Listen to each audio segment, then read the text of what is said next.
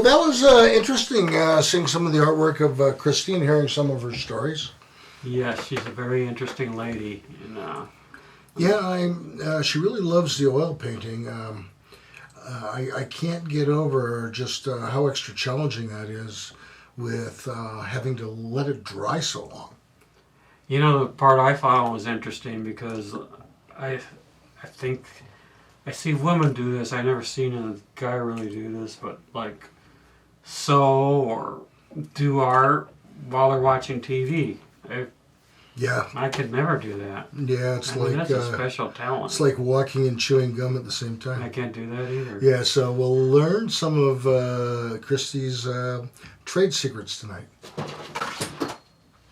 Welcome to this episode of The Third Chair. We're lucky we got Kristy back for another week. Mm-hmm. Oh, Peter, you're here. Yeah, that's the unlucky part. He's the bad fungus that doesn't go away. And infecting everybody. Now, in the list of passions that Peter wrote, we talked a bit about psychology, but you said you had some more things to say about psychology, and it combines with another passion you have, curiosity. So how does this work? Well, so in thinking about why people do what they do, or why might somebody behave or react a certain way, I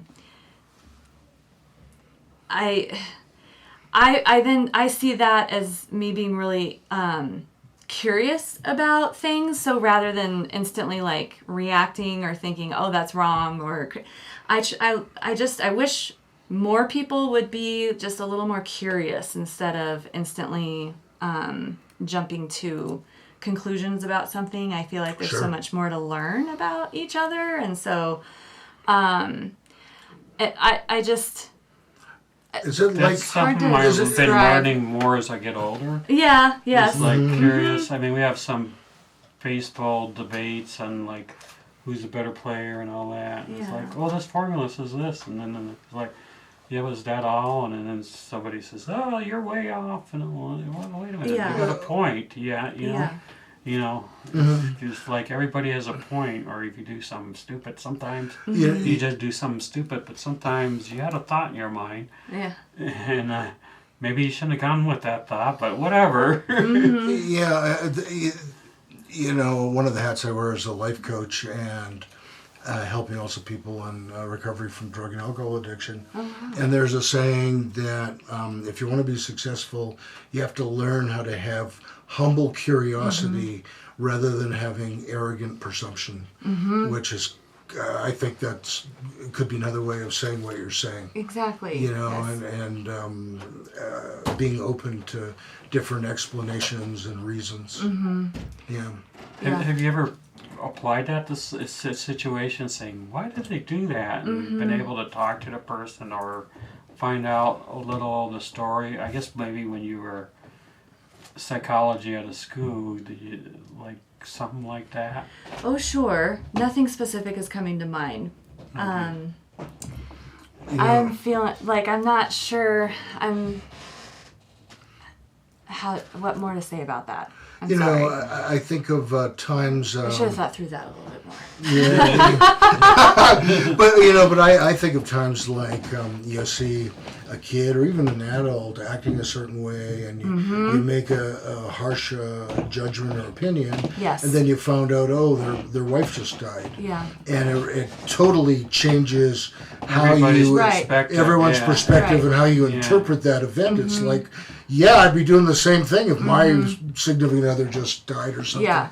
And that's so not taking stuff personally, instantly, instead kind of taking a step back and thinking, well, why did that happen? Or what might they be going through? And so it is actually a lot to do with my work too, and working with kids over the years and the way that they're behaving. And so I feel like I kind of have that lens across life, because I've been in that kind of professional world for so long with in education. So yes, it's more now, before we just react or feel offended or personally taking something like it's all about you. It might not be about you, and you have to just stay open and curious and think about what else is going on. Because if you don't do that, you're not going to be able to give them a good solution. Right. Well, one of the things I remember, ADH is, some people say it's overdone, and maybe it might be, but I remember when I was a kid, there were some kids, they couldn't sit still, and everybody thought, well, you're just not disciplined. Yeah. In our time, it was never, but these people do have something in them that they can't stay still, and that's where I like to see creative programs, and I think some of the teachers tried to do something like that. Yes. But I don't know if it's accepted by some of the upper management in some of these schools. Because that costs more money. One of the things they did in my daughter's district, they had a school in the woods for fourth graders, and that was great for some kids because it got them in a different learning environment, and they did half their work outside. I thought it was really creative, especially like the days you would tie a pork chop around your daughter's neck and send her into the woods just to see what would happen. See how long you survive.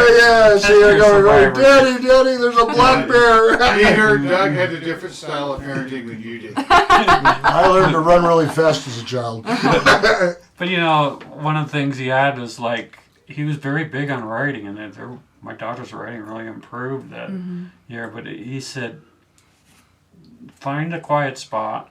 And he said, at the beginning of the year, he says, okay, when I give a writing assignment, that's your quiet spot. That's where you get to be, where you can soak into writing. You don't have to worry about your classmate, because they're all outside, spread out somewhere. That's great. We need more options. I feel like we're not all, we can't expect, especially our teens and kids, to all fit into something like the same. Right, so a cookie cutter approach. Yeah, so I wish we had lots of different options, to meet all the different needs that are out there. And I feel like, or at least more, so we can fit kids into more categories. And things that really keep them interested in learning. I feel like we lose, there's so much that they face, nowadays, or kind of the growing mental health, concerns going on, and like the engagement in school is kind of dropping off, where they're just they just need things that are going to get them interested in being there, and more motivated, that it's going to get them to like what they want to do after high school. And I just wish there was more creative experiences going on to enhance their learning, rather than just all the tradition. Like my son-in-law, he taught history, and when he was student teaching, he said, okay, we are going to reenact the Cuban Missile Crisis. Oh, wow. And he said, okay, kids, this is what you're the president, you get a call on the phone. Nice. And then, okay, now how do you react? He said, this one kid, like in the first hour, he said, we should have a phone directly to the Russian leader's line, going directly to his. He said, you know what, that was really brilliant, because it took him 3 days originally to do that when the crisis actually happened. And this kid figured it out in an hour. Yeah. So you learned something. These kids can be creative. Oh, yeah. Oh, for sure. But one of the challenges I see is attention span seems to be shortening. People expect to be like entertained with a 7 to 15 second Instagram or TikTok. What did you say, Peter? Yeah, exactly. Squirrel. And that's a little bit of a challenge. In the studio. They carry a variety of diseases as well. Well, let's talk about something a little different. Or did you have something else, Doug? No, I think we covered that subject pretty well. So we can get your initial thoughts on this, and that is, how do you carve out time to do your artwork? Because, you're a professional, you're an administrator, you're ex-teacher. You have a 15-year-old son. 15-year-old son who sounds like he has a lot of expensive hobbies. And, how do you do it? Well, I try to keep Sunday afternoon sacred to painting time. And I love if I can also have Saturday afternoon after all the things that need to get done are done. But sometimes that doesn't happen. So You sort of just block it out. Yep. Like if people hear the voice message on your phone, "Hi, this is Kristy. I have blocked out the afternoon to paint. I will talk to you on Monday." Yeah. Yes, and I love when I have hours where I can then really just know that I have hours and be lost in it. And then I do, like I mentioned, do a lot at night then on the work week after dinner's done, kitchen's cleaned, kind of relax time, sit and watch some TV. But that's when I can't just sit. Then I'm grabbing either drawing or sewing. Yeah. And so, but the big blocks of time is more the oil. All right. Yeah. Well, when we come right back, we will ask a follow-up question to what you just explained. And that question is, we'll find out when we come right back.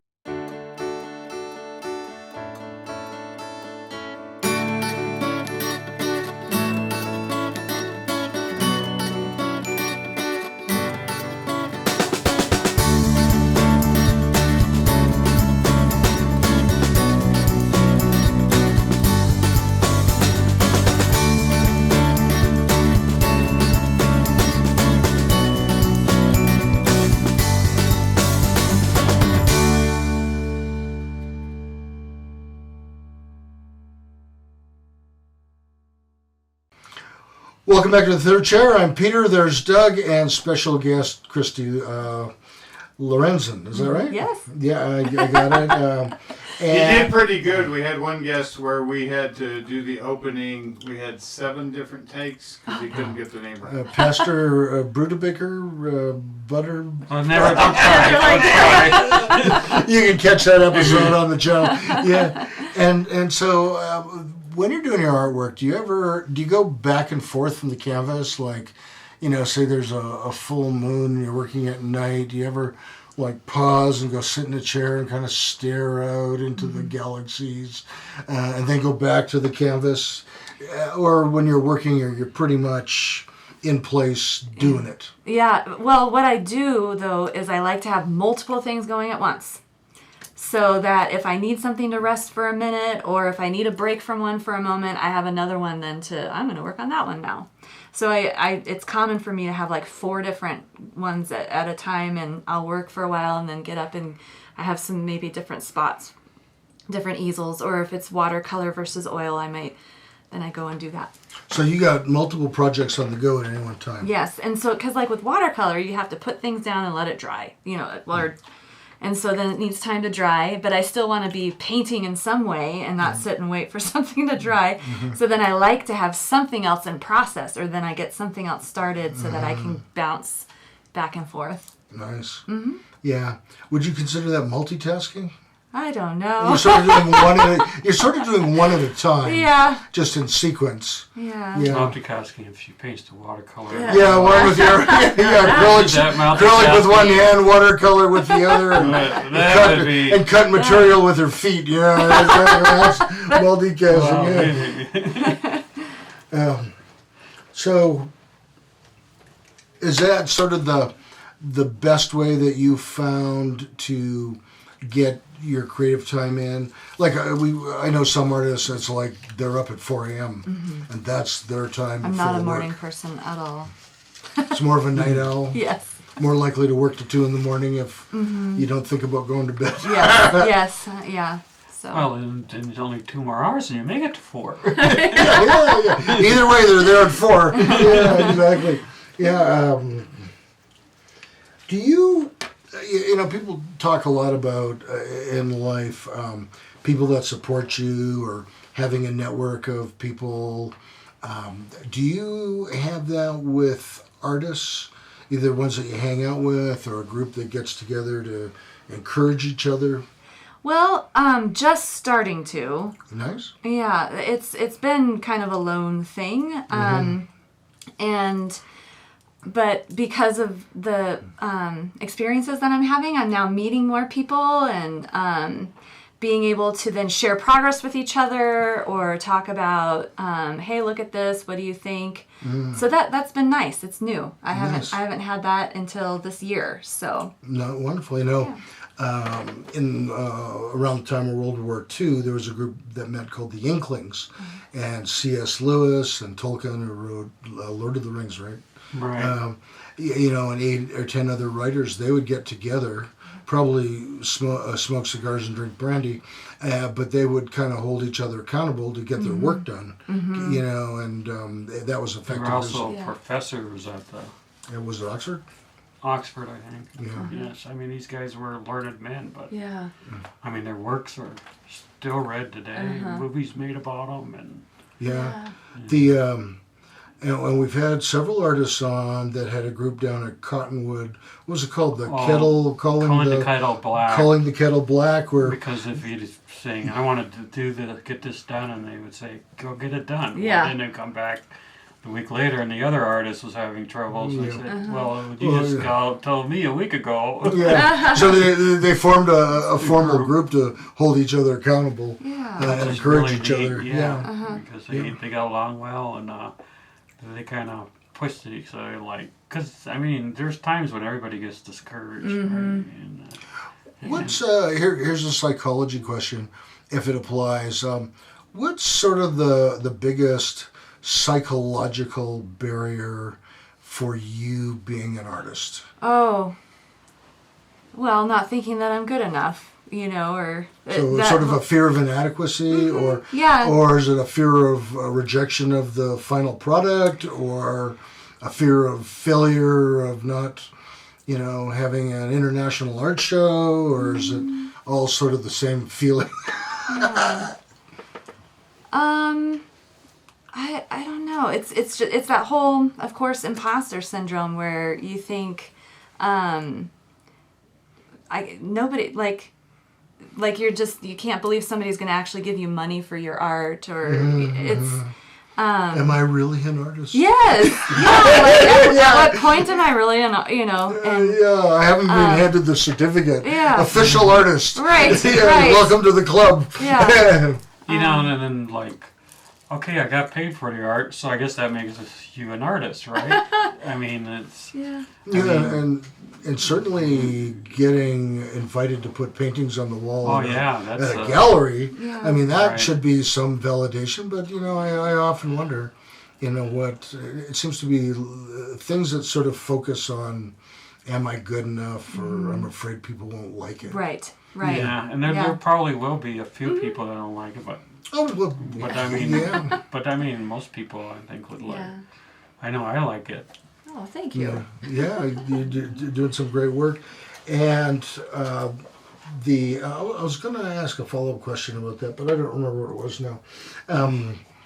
Do you use or have any sort of one artist that you find more inspirational than others, that you say, oh, I paint more like Picasso, or or Rembrandt, or whoever, for whatever reason? My grandma. You mentioned in pre-production that your grandma was an artist, Yes. and she was inspirational. Yes. So what was that? What was that all about? She was a avid oil painter, and just beautiful, just gorgeous, beautiful works. Mostly landscape. And I have, a lot of those in my own home. But then she got into portraits and people, and just gorgeous. Then she got into, still lifes, really just gorgeous. And so she avoided selling and going down that road because she was afraid that then it would become something that was like a job, or then would decrease the passion for it. And she was a businesswoman, and so she didn't want to feel like that with her art. And so she avoided doing that. But man, I just her work is absolutely beautiful. So I grew up thinking, I wish I could do that. That is so, I want to do that. And I don't know why, but I never had tried or been exposed to it or been told, hey, let's have you paint or, whatever. I just always assumed that I can't draw or, oh, I can't do that. I can't paint. And at a certain point, I started trying. So I discovered that I could and that I could get better. And I do feel very connected with her in that way with it. Well, it sounds like you saw a lot of different evolution in her life of what being an artist was all about. Yeah. And perhaps copied that a little bit too, Yeah. maybe intentionally, maybe subconsciously, Yeah. but... Because it's like I have a certain kind of group of beautiful paintings at my house of hers, and it's like more of the mountain scenes, and my brother has a lot of her ocean scenes, but now I wish I had some of those too. My mom has some like more Southwest stuff, and so it's a wide variety that And she she's covered the whole country. yeah. Yeah. That's fantastic. And do you apply the same passion to your artwork as, say, to cooking dinner? Or, do you I like view to yourself cook. more, do you view yourself with a little bit more chef-like tendencies or trying to do something you do on Iron Chef? I think those chefs that can do something like that and create a meal like that, to me, they're artists. Oh yeah. I would agree. Yeah. I would agree, Doug. I mean, Yeah. Rather than me, who would microwave high for 2 minutes. that's not art. That's the stick man. Yes. Yeah. Oh, that's like your art. Yes. Well, just My The stick scripts man with of the it. stickman figures for what's going to happen are world famous. only suppressed by your handwriting. And we will come back from the break, and I think we're going to look at more of your artwork, if I have the segments right. Yeah, I have to ask our producer that.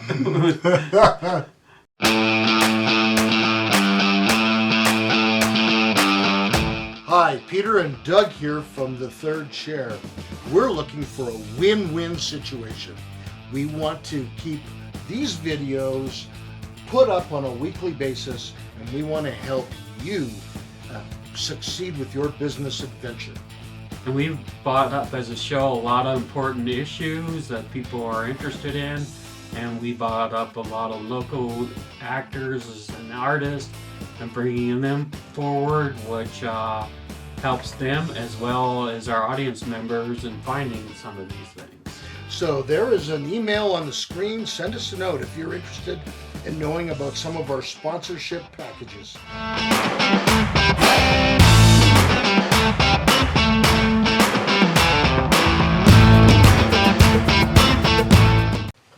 Welcome back to The Third Chair. Peter is scratching his ear. Kristy is still with us for some reason. And we We've sealed the door. Peter said we were going to come back and look at some of the pictures, but that'll be in the next segment. Because traditionally we do the fourth segment of the show. And we lost count because Peter was counting. the discussion, I was going to say the discussion was so interesting, but whatever you want to think, Peter. So where did you grow up? So I grew up in Phoenix, but more specifically like a little bit of a suburb just outside of Phoenix and Glendale. I've been in Glendale. I've been to Glendale. Yeah. I've been to spring training 3 times. Oh wow! Watching players Yes. get ready for the season. Is that Colorado's spring camp? One of them is. Yeah. They shared or the last time I went, which was probably 8 or 9 years ago, they had a real nice ballpark they shared with the Arizona Diamonds. Is it Diamondbacks. Diamondbacks? Yeah. Yeah. Like the rattlesnake. Yeah. That's why you know that. That's why I know Yeah. that, yeah. I went to Cactus High School. Cactus High School. Yeah. Wait a minute, that's kind of because they call it the Cactus League. Oh The really? Spring, the spring training there. Oh how funny! And in Florida, what do they call it in Florida? Oh, my mind is blank. I don't know. Yeah, I don't know either. It's the Oceanic League, or the Sweating League. Well, there's certainly a lot of cacti in Arizona. Yeah, there Yeah. is. And So Did you ever go to spring training games? No. No sports to me is like, it's Not a sports person. It's I call it sports ball. It's I don't know. So did you go to PE class? I opted out, and Oh, You're a hardcore lady. Yeah. you were very smart. well, I was able to take band instead of PE, and then if you do that, then you don't have to take PE in high school. Is it march around? Yeah. Is this marching Yeah, band? but then I didn't prefer that either. Did you play the tuba? No, I played Some the bands, flute. some bands, The flute. Yeah. I did. some bands My wife did too. play at halftime at football games, right, in high school. Yeah, I only did the one semester of marching band, and then it wasn't my cup of tea. So then I kept doing more private lessons and like symphonic bands and honor bands and the. So you got out of band in high school and gymnastics. So what did you have to do then? Well, I did yearbook because I was very into writing. My So daughter did yearbook yeah, in so high I school. was all about that and loved my English classes and things. So you saw all of them. Yeah, and I took Japanese. That was so instead of I didn't want, Japanese. I didn't wow. want to be like everybody else and take Spanish or French, and so they started Japanese, and I thought, yes, sign me up. So and I loved that. Have you kept up with your Japanese? No, unfortunately, no. Did but- you? Do you have any? Have you been to Japan? No, I Do haven't. you want to go to Japan? That would be wonderful. It's beautiful there. I mean, as far as from what I see, like I have a friend that just went there. Would ramen noodles be considered Japanese? Or are they Korean or Chinese or Are they really called Raymon or are they called ramen? ramen is what Oh, we you call- said it Canadian Yeah, style. I said it Canadian style, yeah. Yeah, that's At right. first, I almost didn't know what you were talking about, but then Yeah. I figured out. Oh yeah. Yeah, I you speak two languages, American and Canadian, yeah. But Phoenix was way too hot for me, and It is blistering. oh, it's terrible, and it goes on for months and months and months at a time without So- a break. You know, there's no break in So it. where did you go to college? Because you said you got Yeah, you took different degrees. different degrees. Well, so as soon as I hit 18, it was like, get me out of the heat, get me out of Phoenix. I wanted to be on my own so bad. I was really like, I've always wanted to just be independent. That was always very important to me. I I wanted to have, I was looking forward to being on my own and whatever, just whatever it could take to be on my own. So I went to Flagstaff because it is beautiful there. and it's actually in the mountains. Yes. So it's not as hot. Yes, it's only not just under 2 hours away from Phoenix, and then you're in a place that is like higher elevation. So than northern here. Arizona. Yeah, Northern Arizona University in Flagstaff. It's You very know the only different. reason I know that they used to have college hockey. I've seen seen them okay. play hockey, Oh, but I don't think they have the program anymore. Wow. so I did my Do you know hockey? because of my son. He played it, so he played with Monument okay. Rampage, growing up, and he loved it. He absolutely loved it, and Peter played hockey because he's from Yeah, I Canada. grew up. Yeah, you probably didn't see a lot of outside hockey rinks in Phoenix. no, Yeah. no. No. But Flag, Those I don't are know called- if Flagstaff would Yeah. have any. No, either, those are but called it's- swimming yeah. pools. Those Yeah. are called It pools. snows in Yes. Flagstaff. Yes, it's gorgeous. People don't believe that. It's- It snows anywhere in Arizona. But Yeah. And so they have. I mean, there's skiing there. There's snowball.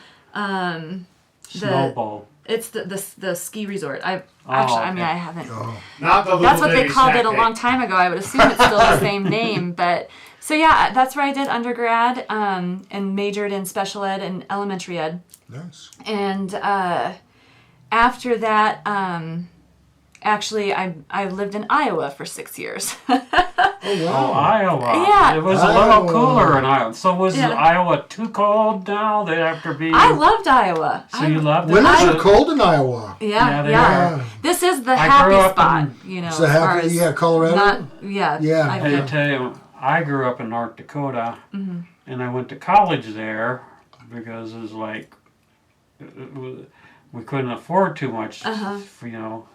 and I always froze. So I said I had to get somewhere warmer. So that's why I studied in college. Uh-huh. Because I was like, I want to go somewhere warmer. I want a job. It wasn't independence. It was Yeah. I want to be somewhere warm. Yeah, well, and I wanted to get out of the heat for sure. So it's just a part of that. So Yeah. see, Yeah. just the opposite. I wanted to get out of the cold. Yeah. Now, did you listed all your degrees? Did you do a PhD? No, Are you Dr. Kristy? I am not. You did a master's. I did a master's, and then I did an EDS, which is specific to some educational fields. So it's educational specialist. Oh, And, okay. Yeah, you still have to do a whole defense and defend your thesis and all of that. But it wasn't a dissertation. Okay. It didn't result in like a doctorate. But it is. It's kind of like getting a second master's. Well, that makes sense. Yeah. So you don't get to wear the robe with the 3 stripes.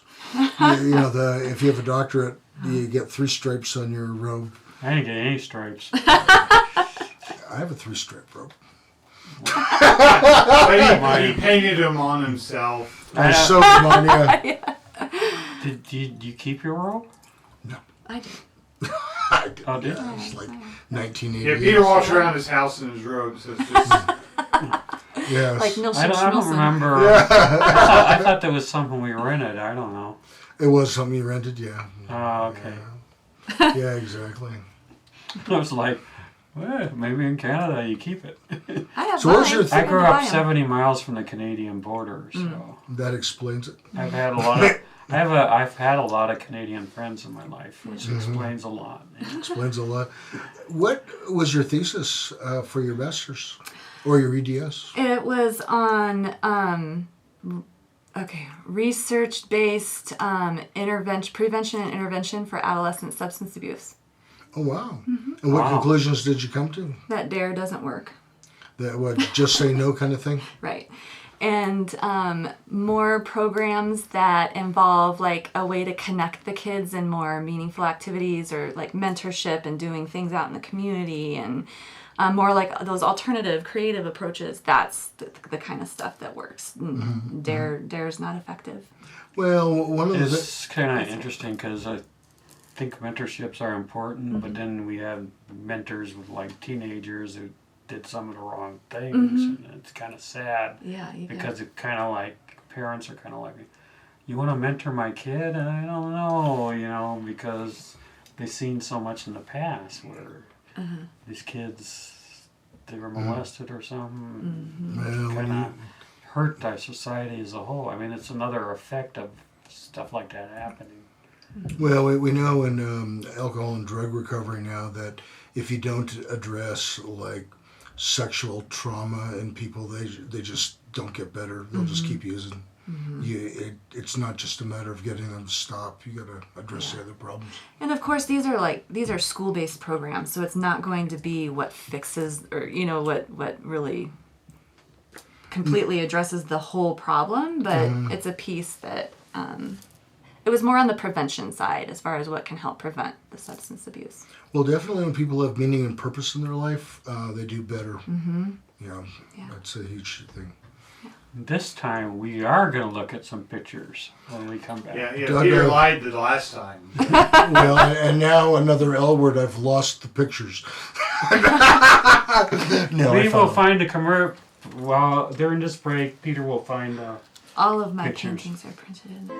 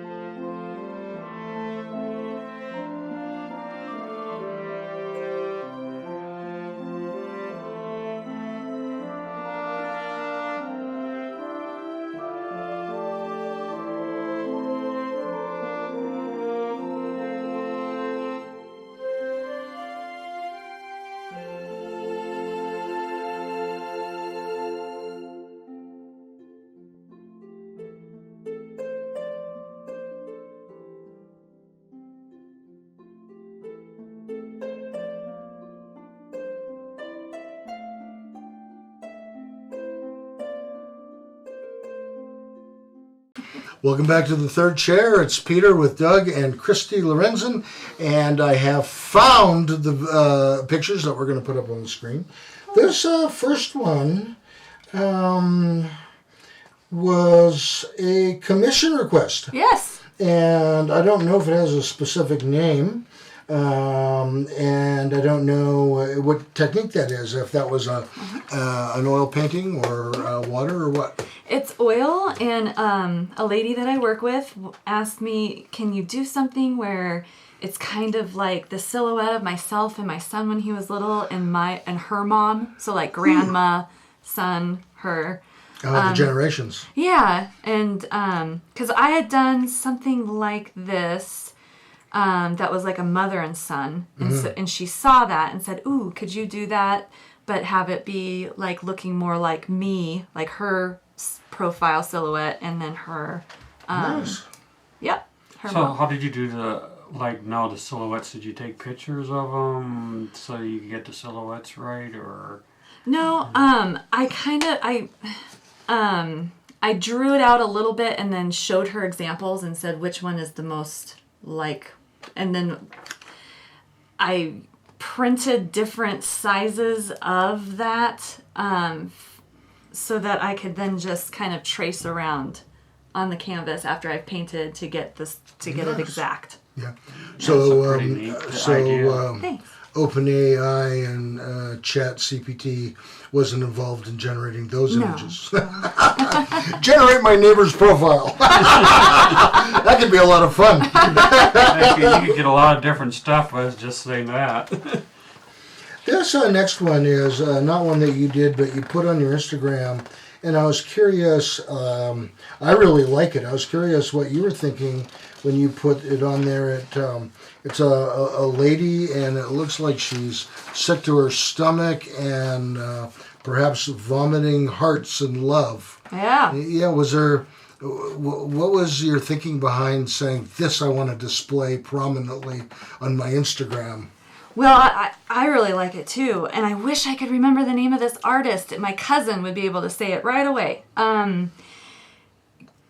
It's visually, I feel like a lot of people respond to it too, saying, "Oh, I just love that." And Yeah. these are the kinds of things you post when you're going through a breakup. Oh. So that's why. Oh, okay. You know how that happens. I mean, I just thought from one perspective, it is a great message to the world, and that is, what's coming out of you, even when you're sick, if it can still be loving and positive, that may be a good thing. There could be so many, I think, interpretations of this. I like that. That's another way to look at it. I mean, I saw it and thought, well, your love makes me sick, to be honest. Oh, that's very interesting. Yeah. I thought she was a demon and she was getting too human-like, so she was spitting out the love out of her. I thought she was just eating bad ice cream. There's too much candy hearts. Yeah, too many candy hearts. Oh, those chocolate hearts. Yeah, sweet tarts maybe. Maybe she didn't know you're not supposed to eat them with the wrappers. Yeah, so when I looked at that, I thought it was like as a very positive, even though it's kind of bizarre and the point of throwing up, I thought it still was very positive. Yeah, and I am a person that loves dichotomies, where it's something that can be beautiful or, referencing love, but then she's throwing up. And so I love the kind of when something is too, Yeah. Very yin and yang. Yeah. If that's a word. Is yin and yang a word? Probably if you don't put the E at the end of yang. Or are you using a Y? How do you spell Yin it? and yang. People say that a lot. Well, we say tangy. Tangy. But I guess that's different. Okay, well, let's talk about a collage, the 4th of July. So, tutor my untutored mind, how do you define a collage? Deconstructing things and then putting them together differently, I would think. I guess that's my first thought. That's my first thought. But in terms of method, are you like cutting out things from different sources? That's what I've been doing so far. I mean, I know other people will do it digitally or use different, but it's very much just cutting things out, books that I find at the thrift store, And then Do you cut them out before or after you buy them? Well, that would be all right, and then say, hey, you'll need to reduce this. The price, it's missing a photo. Hey, I noticed this one Be a way to photo's save missing. money. Do I get another quarter off? Yeah, it was $4. I'll give you $1. Yeah. And so, was there a special message with this particular collage? Yeah. It was, 4th of July was a bad day in my love life. Oh, okay. Sorry. All right, so this was emerged from that? Yes. Yep. And there's so many different things going on in here that are absolutely related to very real meanings for me. So, but nice. then when I've seen other people look at it, it's so interesting, I think, with collages that they gain so much different meaning from certain things. Sure. And so that's something that I like about collages. I could have my own interpretation of this, and somebody can look at it and really see different things that weren't really where I was coming from. But I love when that happens. I started collaging when being inspired by songs, and I don't really remember exactly why or how I thought of that the first time, but then I thought I loved it. So if I really like a song, or if it's like a gift for somebody, and I ask them what their favorite song is, then I can make like a collage interpretation of that song for them. Oh, wow. So I could like pick a rock song, like I think a real artistic one would be like Stairway to Heaven by Led Zeppelin. Yeah. You know, that would give an artist all kinds of room to play with I wonder ideas. if you'd use any stairs. I don't. So do you, have you done that? Like, What? listen, like picked a song and done a collage? Oh yeah, 3 times. So how many times do you listen to the song till you think, okay, now I got what I wanted to do? Well, yeah, I have listened to it over and over, I would say a few times, but usually they are songs that I'm very familiar with already. Okay. And I'll pull up the lyrics to make sure, like, what is the message that I'm going to kind of pull out and capture? What are the words that are important? And so if I see certain things and I'm thinking, okay, that lends itself to maybe something like I need to find some military pictures because they're talking about anger and war and fighting, or I need to like a kind of tragic love story. I found these awesome pictures from like a book about the Titanic, about it was like a sinking ship, and like a disaster book, because the song also, like the tragic love one, was also mentioning a lot about the beach. So it's like I think I look at the words and think what's going to show that and the message. But So, I mean, I was thinking like Johnny Cash, Man in Black would be a great there could be a lot of interpretations. Yeah, but standing for the marginalized in society, Yeah. way ahead of his time. You know, just like Elvis. I mean, Elvis gets a lot of There's a criticism. song I like. He stuck up for people too. Yeah. To the big river. This guy follows this girl. He sees this girl and he follows her all the way down to Mississippi. You know, different cities he mentions and all that. I also thought that was kind of interesting, and I was thinking that might make a good collage because you could have the different cities that go down to the Mississippi, and he's trying to follow his Well, young lady he has a crush on because he saw her once. Sure. One last one. We got a minute here. This one was one of my favorites. Oh shoot, that's not me. That's not you. No. Well, I love. I mean, it wasn't my favorite at all. I don't like that one. Well, I just like the message that seems to be delivered in that one. Very sort of spiritual, mystical, searching for meaning and inspiration. I have done one similar, where it's a woman standing on the beach staring up at the full moon, and I've drawn some of a woman kind of like similar to this. And so then when I saw this, And I absolutely love that. Well, yeah, so I'm not surprised you put that on Instagram because you probably embody that somewhat on your Sunday afternoons when you paint. Yeah, and of course, if you ever watch Star Trek: The Next Generation, so many episodes ended with Data staring off into space, kind of pondering like that. Yeah. He was the computer, right? Yeah, the android, yeah. Well, with that, we'll take a break and we'll be right back. For our Okay. last segment.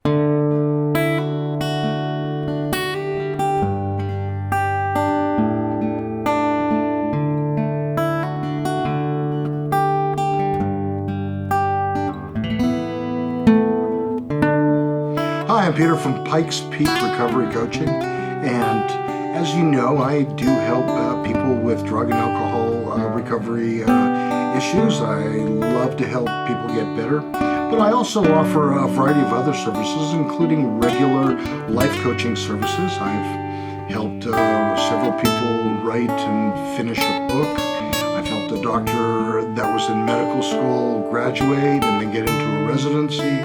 And I also actually have quite a background in mathematics, and I do some math tutoring for the GED as well as the ASVAB for those that are thinking about a career in the military.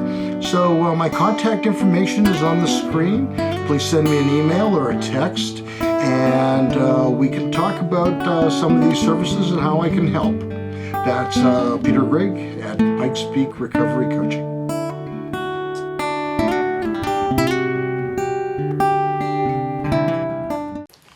Welcome back to the third chair. I wasn't sure if you were going to do it. So when you're sitting there sewing or doing art in front of the TV, what are you most likely to have on the TV? Because of my interest in people and understanding people, I feel like that's why I'm very heavily lean into like documentaries and reality TV. Yeah. Of course, I watch other things too, and dramas and stand-up comedy and all that. But probably if you had to gamble and guess, it's more likely that I'm watching either a documentary or something like reality. So what documentary have you watched lately that you would recommend that you thought was really interesting? Oh. Or really terrible. Well, this is for my own benefit. Well, that's also benefits. Don't watch the terrible ones. I'm drawing a blank. Like Civil War or No, crime. crime? Yeah. Oh, like the True FBI crime? files type stuff? Yeah. How they Oh, true sold crime. cold cases? Yes. Yeah, that's interesting And stuff. court cases, you know, and I'm Judge reading this Judy. book about I love her. about this. It's the daughter of this lawyer who in Los Angeles, and he was partially the inspiration for Perry Mason, so he defended a lot of people, and he came up with like some of the defenses that they're still using today. Oh. Yeah, it's Is kind it a documentary? Or- no, this is a book I'm reading. Oh, okay. Yeah, and his daughter wrote it after. Oh, wow. And I mean, this guy defended Clarence Darrow and a lot of famous people in the California area at the time, and he came up with some unique defenses. But some of them were like, oh, yeah, my dad was thinking, and and then he came up with this defense and got him off, and and it was kind of. And there was a strange relationship in the family, and it's like, yeah, this could almost be like a fictional book, you know, because of that interesting. Yeah. It's fascinating. So, So true if crime people want, is yeah, interesting. true crime.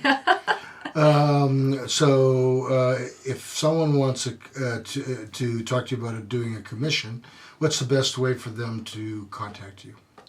Probably message on Instagram or email. So I'll share my email address as well.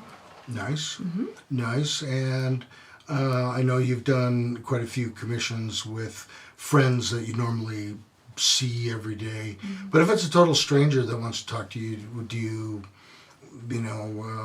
what would be the process like then? someone you have no idea, they just say, hey, I'd like a really dark collage of my cats. Yeah, I would definitely have to know what it is that they're wanting and be realistic about if that's something that I'm confident in doing, or if it's something that I need to be humble and say I'm not quite sure that that's in my particular kind of skill set. So eventually you'd have a phone call or a FaceTime or a Zoom or coffee or however you handle it. Yeah. Or they maybe share samples of what they're thinking of, or things that might be like what they're imagining. So what advice would you give to people that are considering asking someone for a commission? Do you want them to have all the details or more just sort of general concepts? general concepts are fine. Yeah. And then we'll go from there. So, like, if you're doing something with cats, it's like, these are my cats. They're difficult. They're unhurtable. I might say no. They constantly want dinner early. Peter, the cats are listening. I will get out of here today. Well, one of the best Super Bowl commercials was when they were herding the cats. Oh, I remember that. Yeah, that was great. Yeah. I mean, I remember the commercial. Yeah, that's the only part I ever watched was the commercials back when they were good. Yeah. I do have 2 requests right now kind of waiting out there, and then we kind of talk back and forth about what they were thinking of, and then I ask, okay, so what size? That's kind of a big, and so now they're thinking about the space that they have and what size that they want. So. Nice. Yeah. And obviously I'm guessing that the bigger, probably the more expensive it is. More supplies, longer to do, that sort of thing. Yeah. Well, fantastic. Thank you for being here with us again this week. You've been a wonderful guest. Please like, share, subscribe, and hit the bell notification icon so you know when we've uploaded another episode. And good night from the Third German.